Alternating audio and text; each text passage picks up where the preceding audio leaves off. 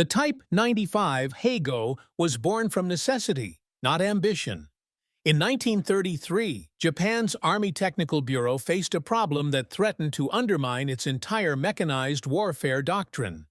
The Type 89 medium tank was too slow. At barely 15 km/h, it could support infantry at walking pace, but it couldn't keep up with motorized units or exploit the rapid breakthroughs that modern warfare demanded. Japanese planners studied what Germany, the Soviet Union, and Britain were building: fast, mobile armored forces that could strike deep and move faster than defending infantry could react. Japan needed the same capability, but with a critical constraint. Whatever they designed had to be simple enough for Japan's industrial base to produce in meaningful numbers. The specifications issued in July 1933 were precise: 7 tons, 37mm gun, 40 km/h, armor sufficient to stop rifle and machine gun fire. Nothing more, nothing less. Mitsubishi Heavy Industries delivered exactly what was requested. Engineer Tomio Hara's design featured an innovative bell crank suspension that gave the tank impressive cross-country mobility and a reliable air-cooled diesel engine that could run for hours without the fire risk of gasoline. By June 1934, the prototype was ready. By 1936, it was in production. The Hago was small, cramped, and thinly armored, 12 mm at its thickest, barely half an inch of steel. Inside, 3 men operated in conditions that would later astonish American observers. A driver with limited vision, a hull gunner wedged beside him, and a commander who stood in the turret with no seat, manually rotating the gun, loading the ammunition, and directing the tank all at once. But none of that mattered when the shooting started. In China, beginning in 1937, the Hago dominated. Chinese forces had virtually no armor and limited anti-tank weapons. Japanese tanks rolled through defensive positions with impunity. The 37mm gun shattered fortifications. The machine guns cut down infantry in the open. The superior mobility allowed tank units to exploit breakthroughs and pursue retreating forces faster than they could withdraw. Victory after victory built confidence. Unshakable, dangerous confidence. Tank crews learned to trust their machines completely. Commanders relied on the Hago's speed and firepower. The thin armor? It hadn't failed them yet. Then came Khalkhin Gol in 1939. Along the Mongolian-Manchurian border, Japanese tank units clashed with real opposition for the first time. Soviet BT-5 and BT-7 tanks, with 45mm guns and armor thick enough to stop Japanese shells at combat ranges. On July 2nd, the Japanese 3rd Tank Regiment attacked at dawn and achieved initial success through surprise and aggression. 32 Soviet tanks destroyed, 35 captured. But the counterattacks exposed everything. Soviet guns punched through the Hago's 12mm armor from distances where Japanese crews couldn't effectively return fire. Dozens of Japanese tanks burned. Crews who survived described battles where the enemy could kill them before they could even engage. The lesson was clear. The Hago couldn't fight peer adversaries. Before we continue, click that subscribe button, like this video, and let me know in the comments where you're watching from. It brings me great joy knowing that these war stories and lessons get to people all over the world. Your support helps us bring more thrilling war stories, and trust me, you won't want to miss them. Now, let's get back to the story. But back in China, the victories continued. Japanese leadership focused on tactics and crew training, not fundamental redesign.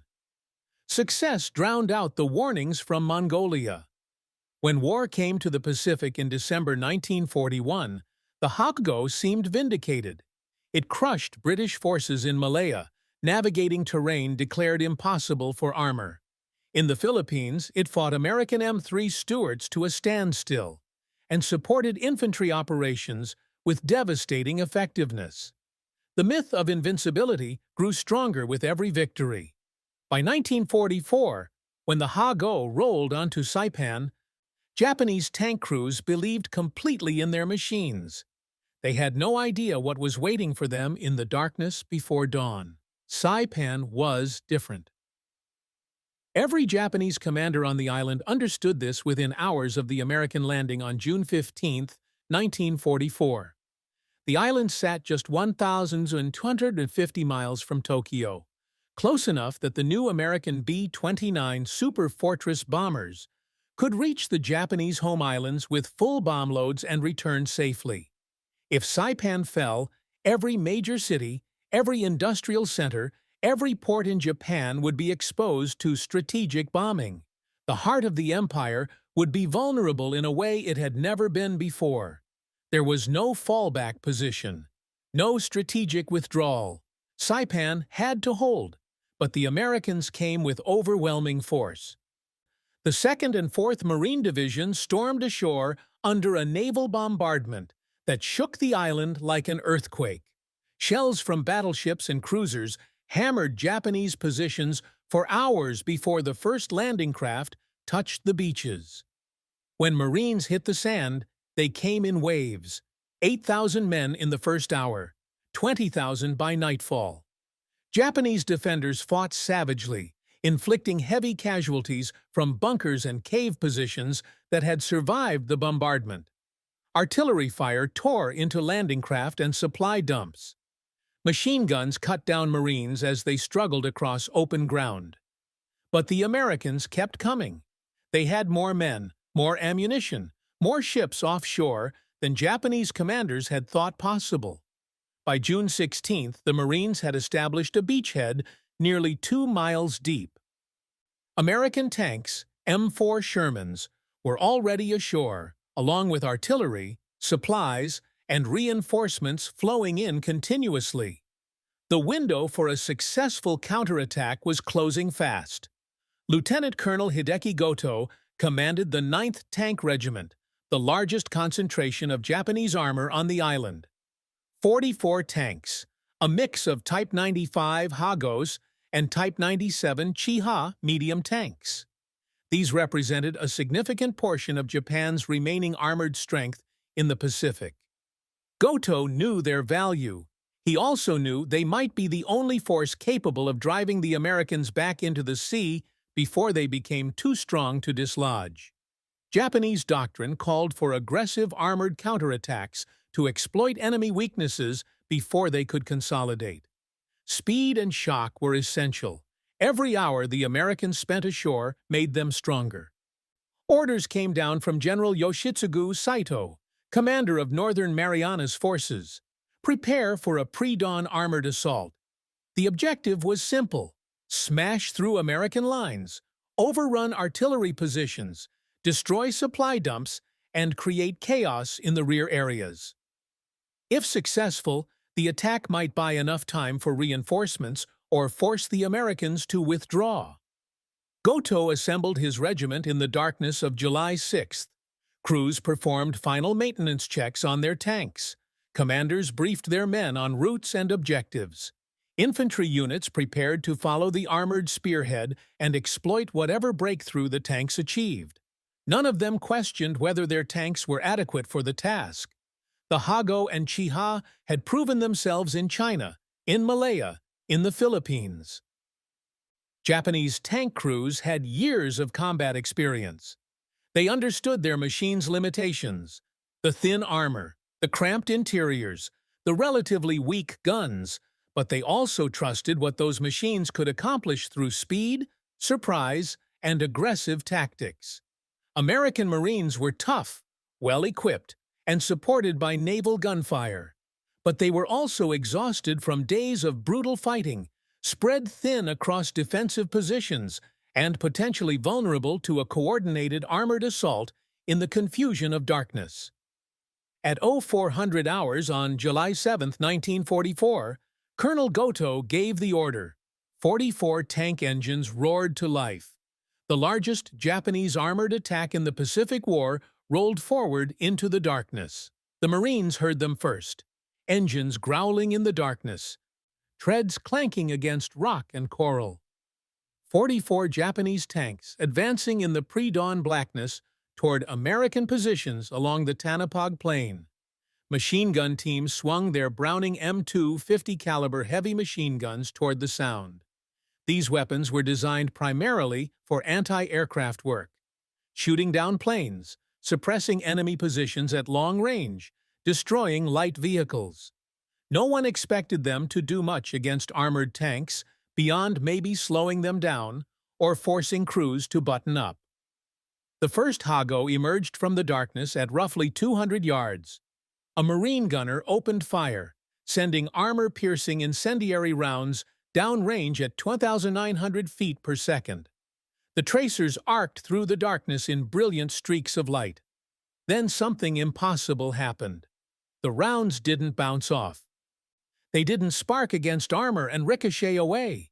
They punched straight through the tank's hull, entering the front, passing through the crew compartment, and exiting out the back in showers of sparks and metal fragments. The tank shuddered. Its engine coughed and died. The commander's hatch flew open, and a figure tumbled out, already dead or dying. Another burst. Another tank. This time the tracers stitched across the turret face. The rounds penetrated cleanly, each one drilling through 12 millimeters of steel as if it were sheet metal. Inside, the commander slumped against the gun breech. The tank rolled to a stop, turret slowly traversing as dead hands slipped from the controls. All along the Marine line, 50-caliber machine guns opened fire. The darkness erupted in crisscrossing streams of tracers, white-hot rounds moving so fast they seemed to connect gun muzzles directly to target impact points. Tank after tank shuddered under the impacts. Armor-piercing rounds punched through engine compartments, killing diesels instantly. They penetrated turrets, killing commanders at their posts. They ripped through hull sides, wounding or killing drivers and hull gunners who had believed themselves protected. Japanese crews panicked. Some tanks accelerated wildly, trying to close distance faster than the machine guns could track. Others stopped dead as drivers were hit or engines failed. Hatches flew open as surviving crew members bailed out, abandoning their tanks in the middle of the assault. Marines couldn't believe what they were seeing. They were destroying tanks, actual armored fighting vehicles, with machine guns. Weapons they'd trained to use against aircraft and infantry were shredding armor that should have required anti-tank guns or tank destroyers to penetrate. One Marine sergeant would later describe it simply. "We were punching holes through them like they were made of tin."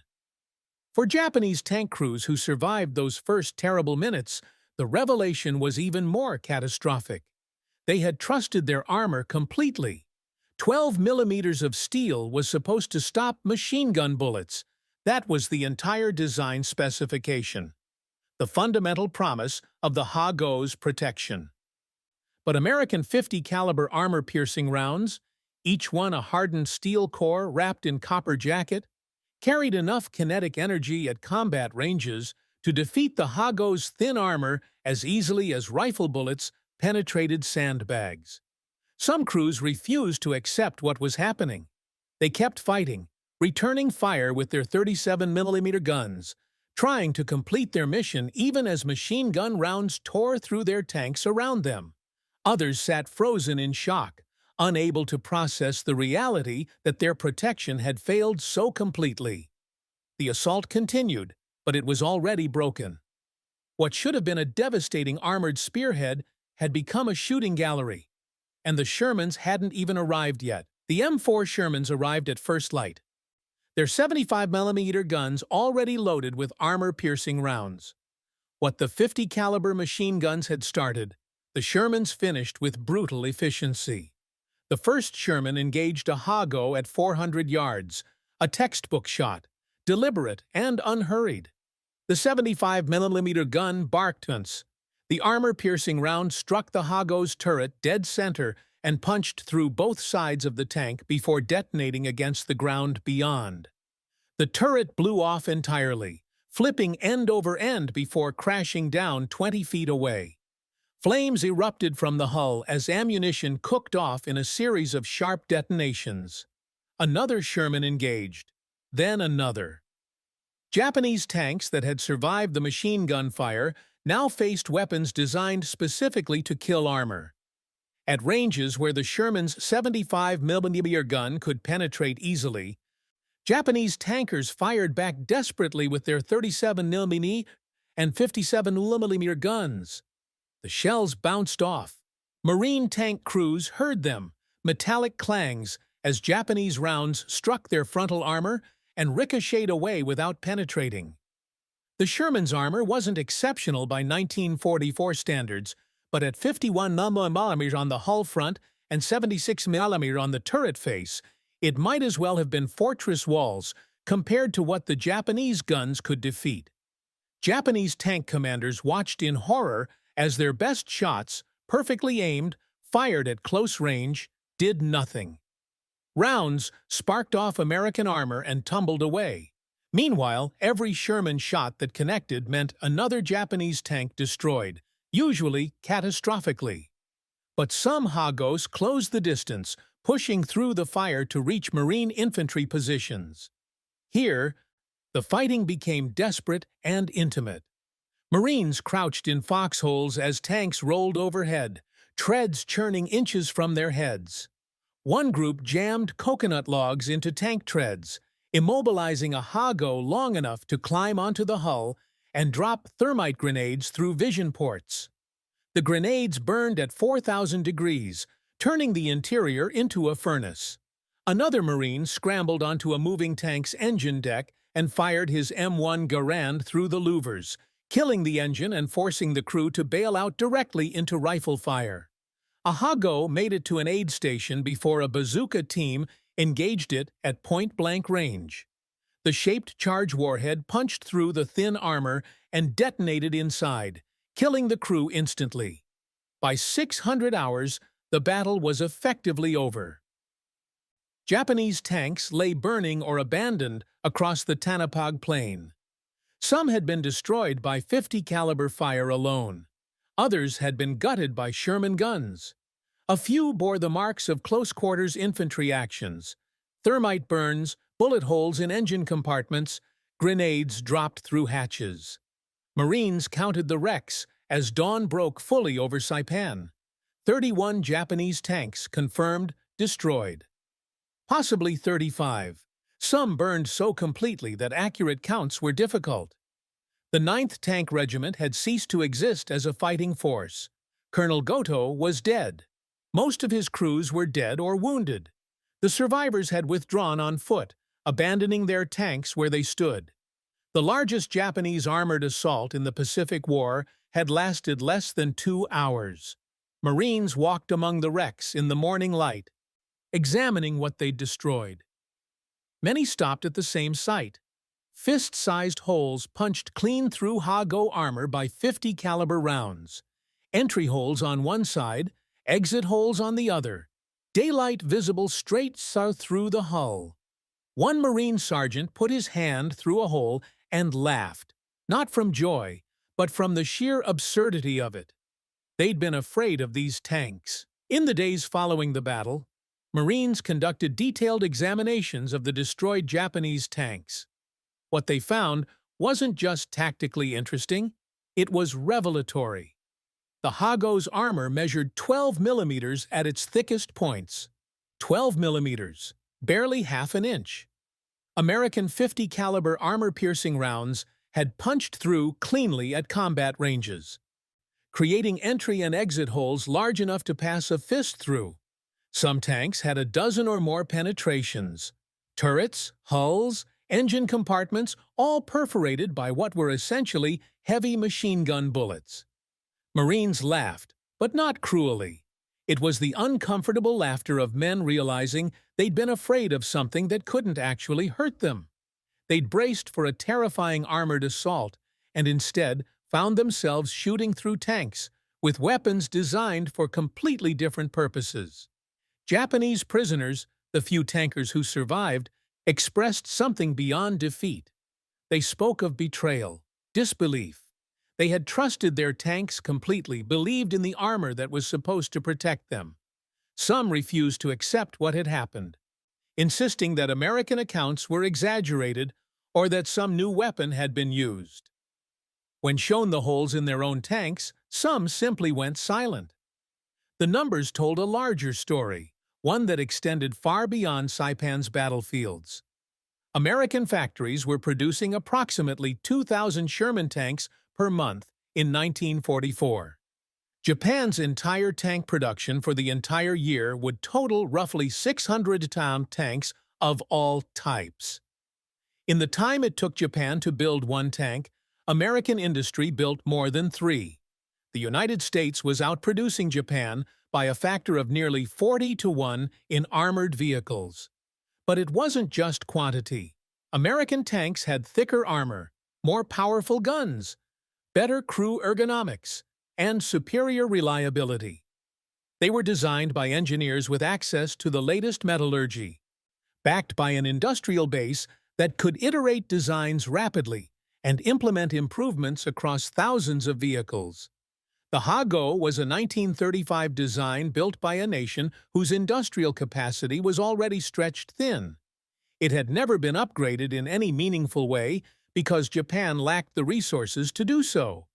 What rolled onto Saipan in 1944 was functionally identical to what had rolled into China in 1937, a tank designed for a different war against different enemies in a different era. For Japanese tankers across the Pacific, Saipan became a psychological breaking point. Word spread quickly. American machine guns could penetrate their armor. If they couldn't trust their tanks' basic protection, what could they trust? Morale in armored units collapsed. For Japanese leadership, Saipan represented something even more devastating: the final destruction of the myth that spirit and courage could overcome material disadvantage. Japan had entered the war believing that superior morale, training, and tactical aggression could compensate for industrial weakness.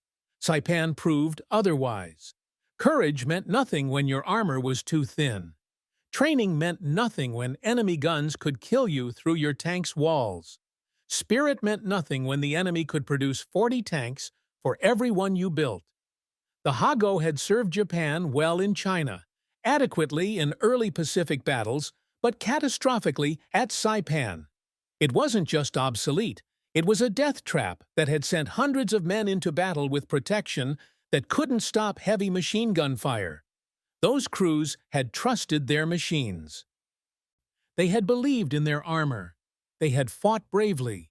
And they had died because their nation sent them to war in tanks that belonged to a different decade, against an enemy from a different industrial world entirely.